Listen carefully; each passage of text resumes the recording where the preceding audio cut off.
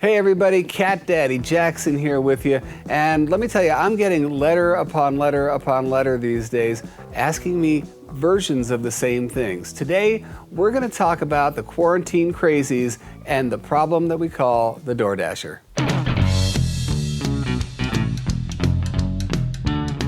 We are dealing with all kinds of madness that is coming around because of the quarantine, the COVID lockdown, all of us being forced into the territory at times of day when we're just not used to it. And it continues with the following letter. This is from Joan in Madison, Wisconsin. Hey Jackson, I'm experiencing something brand new here. My cat Leonardo is 3 years old. For all of those 3 years, he was a happy indoor cat.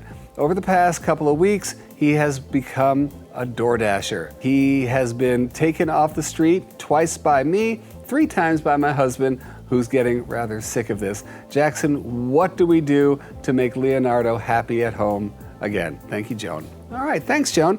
It's not abnormal because what we're experiencing right now, or what I can tell you that Leonardo is experiencing, is you, your husband, however many other cats you have, all squished into this space. If you've got kids, they're home from school. Your husband and you are home from work. Leonardo was always home to begin with, and now he just wants out. Leonardo and whoever else you have in your house with 4 legs, they are definitely not used to having the humans around all the time. They have a circadian rhythm, a body rhythm that just goes like this during the day. Maybe they say goodbye to you right up here because the energy's like this, and down everybody goes because the humans are gone. And then the kids come home from school and the adults come home from work, and we are talking like it's going out of style, and we are eating dinner, and we are running around, and we're taking showers, doing whatever, and then we go down and we watch TV a little bit and we do whatever, and then up again when we say goodnight. With us being home the whole time, your cats are trying to figure it out.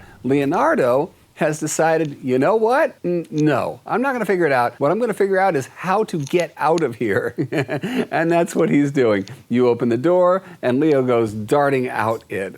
So let's try to cure what is ailing Leonardo, why don't we? Now, the first thing that you can do is to readjust Leo's body clock to resemble yours. So instead of you getting up and brushing your teeth, go to the bathroom, feeding the cats, getting ready to go to work, take a shower, get ready to go, and out you go, that's a perfect time to have a play session with Leo before you disappear into your home office, before you do whatever it is that you're doing at home. Remember the cats. Make sure to play with them, then feed them, then go on your merry way. And make sure your playtime is playtime. We're not just gonna stand there and wiggle a stick in the air. We're gonna run around a little bit. We're gonna act like a bird or a mouse and get Leonardo really invested in that exercise, because that means that when you sit down to do whatever it is that you're doing, your cats will go down too.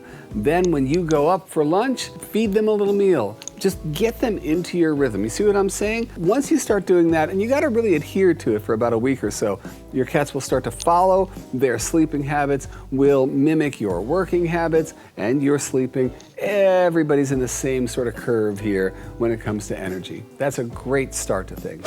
The other thing that you can do for Leo is start to catify the home a little better, because with humans trouncing around and the kids home from school and everything, then the floor is out of play for the cats, meaning they've got to compete for floor space. And we all know what gives cats mojo? That's ownership of territory. So let's expand the territory. Anything that you can do with shelving, or you get the furniture together so they can walk up here, create a lane of traffic that's off the floor. Cat trees, cat beds in the windows, anything that gives them an observation point that's up off the floor, that's going to help.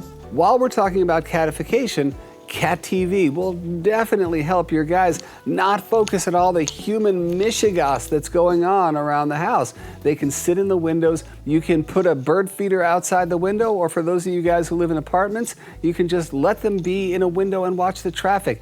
It will take their focus out there instead of in here where all the stuff is going on. Now, at the same time that we're talking about all of these compromises we can make, there is something that you can do to deter your cat away from the door itself. So we're going to use the technique that I call the no yes, because you don't want to just keep saying no to your cat. No, I'm going to punish you every time you go to the door, without giving that cat a yes. For the no, you can use a product like this, which is a compressed air canister, and it has an electric eye to it, so every time Leo walks close enough to the door, a little puff of air. And that puff of air is plenty enough to get him to not want to go near the door by himself. And that way, it's not about the door opening that becomes a positive, the door itself becomes a negative. What's the yes? Well, the yes is harness training. If he is demanding to go outside all of a sudden, you can say no until your face turns blue, but he's saying yes. So there has to be a middle ground, and harness training is a great middle ground.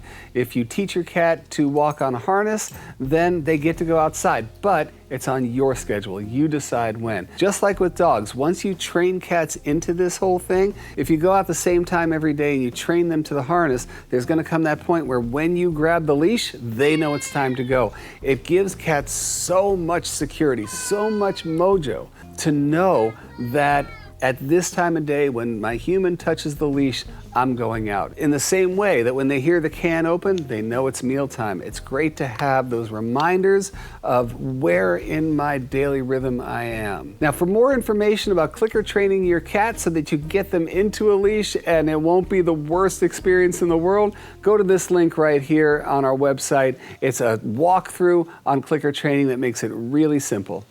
So there you have it. No is the scat, the air canister. Yes is we're going to harness train you. And the cool thing here is you will harness train him to know that I will put this harness on you in the middle of the living room floor. I'm going to then carry you outside because we then avoid the door altogether. We've made the door itself a negative experience. With the harness training, we avoid it completely. We're gonna walk out together. That's a great way to dissuade door dashing. Finally, Joan, I can't emphasize this enough. The 3 R's, routine, ritual, rhythm. The more that you commit to getting him into the energetic flow of your day, the less he's gonna have that pent up need to just run out. Many cats who DoorDash just run out for the thrill of it. Then they just sit there wondering what's next. They don't just keep running down the street. But the problem is that they might keep running down the street. Please have proper identification. So you start with a collar and a tag, making sure that Leonardo's info is on that tag and that the collar is a breakaway, because if he dashes out, he gets hung up on a fence or something like that, that collar breaks away. If the collar breaks away, that's okay. You know why? Because Leonardo also is microchipped, and microchipping is vital. A microchip is the size of a grain of rice. It gets implanted right here in the scruff where there's very little nerve endings. Once that's done and they happen to wind up at a shelter or a vet hospital, they all have scanners. They scan them, a number comes up, it traces it to your phone number, and Leonardo comes home. If they don't have a microchip, there's only a 2% chance that your cat is going to wind up at the shelter and come home to you. It just won't happen. So tag and collar, breakaway collar, microchip, boom. So if you got a DoorDasher, these things are truly important.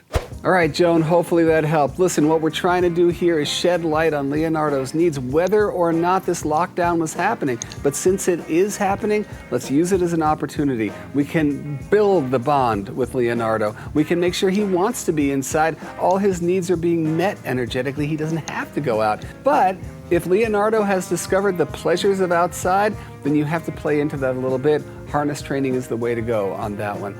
I hope there was something in here for you, Joan. Leonardo, if you're watching, buddy, help your family out a little bit. And Leonardo's family, help Leonardo out a little bit. All right, guys, keep those letters coming. We're seeing things during this lockdown that we've never seen before out of our cats, but these are all opportunities to get to know our cats better, to get to enrich their lives more, so that by the time we do go back to work and back to school, which will be soon, we all hope, your cats will actually be better served for it. So let's get to it. All right, until next time, you guys, all light and all love and all mojo to you. Mwah.